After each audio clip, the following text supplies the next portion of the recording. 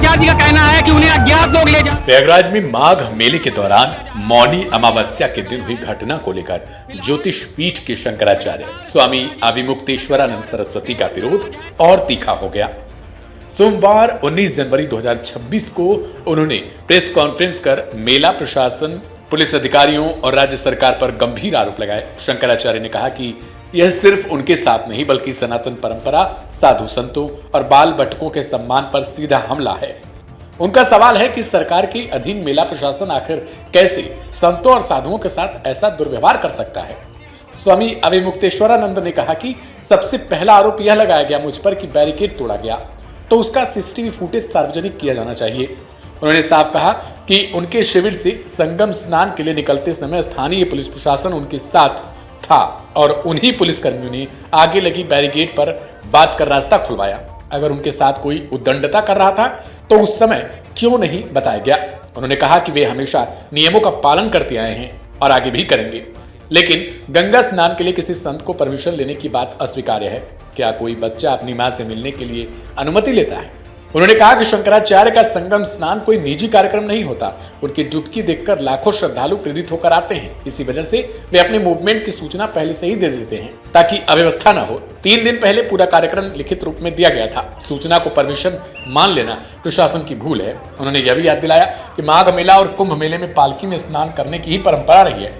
बद्रीनाथ में आज भी शंकराचार्य की पालकी निकलती है। बीते 2 सालों से वे इसी रूट से पालकी में आते जाते रहे हैं और कभी अव्यवस्था की शिकायत नहीं मिली। शंकराचार्य ने आरोप लगाया कि मौनी अमावस्या के दिन उनके साथ जानबूझकर भगदड़ जैसी स्थिति बनाने की कोशिश हुई।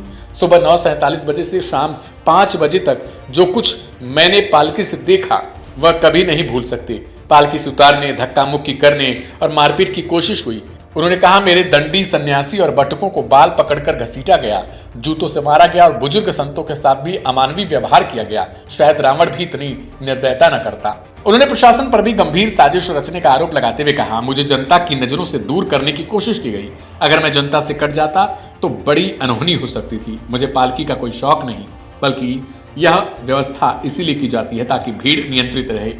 मैं पूरे माघ मेले में गौरक्षा के लिए साधुओं के शिविरों में पैदल जाते रहा हूं। जब पैदल चलता हूं तो भीड़ बेकाबू हो जाती है, इसी कारण पालकी का सहारा लेना पड़ता है।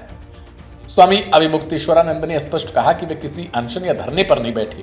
अमावस्या की तिथि समाप्त होने तक वे वहीं बैठे रहेंगे और आगे भी माघी पूर्णिमा तक पालकी पर ही रहेंगे। उन्होंने कहा कि वे अपने शिविर में तभी प्रवेश करेंगे जब सभी 4 शंकराचार्यों और वैष्णवाचार्यों के लिए स्नान प्रोटोकॉल तय होगा और प्रशासन अपनी भूल सुधारेगा।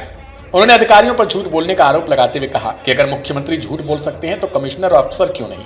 उन्हें कई वरिष्ठ अधिकारियों की भूमिका पर भी सवाल खड़े किए और कहा कि नीचे स्तर के पुलिसकर्मी भी इस घटना से दुखी थे।